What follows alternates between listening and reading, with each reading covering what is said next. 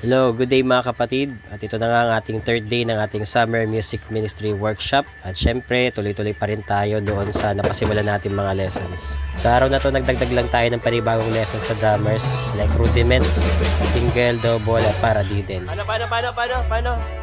Tinga. Pagkatapos nun, tinuruan ko na sila ng fills.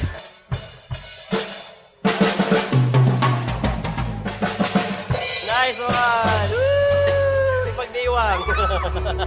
Sa gitara naman, tinuruan ko siya ng dynamics at chord progression. Saka meron tayong bagong baista from Nabotas Lokal. Pagkatapos nun, fast forward, tinuruan ko sila kung paano makasabay sa pagtugtog gamit ang metronome para hindi sila mawawala sa timing.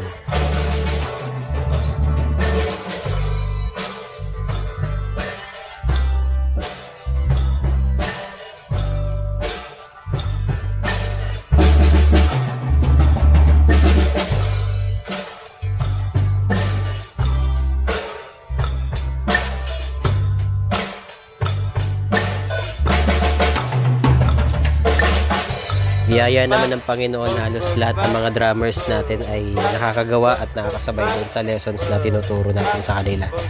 Praise the Lord! Nice! Very good! At syempre, hindi magpapahuli si Ate Yayang. Nagkaroon lang kami ng special session kasi medyo nahirapan siya dun sa pinapagawa kong feels. Biyaya naman ng Diyos kahit papano, nakakatch up niya yung pinuturo ko sa kanya. Praise God!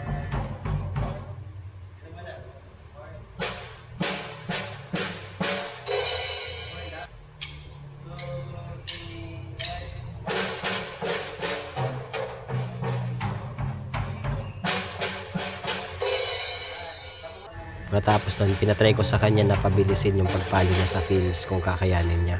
Medyo mahirap pa talagang gawin yun para sa kanya.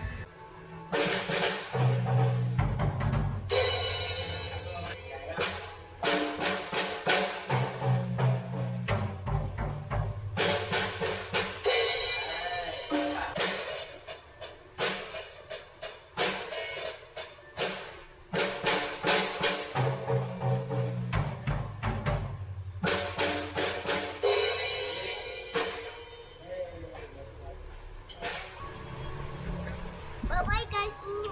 Kami. Huwag na kami po.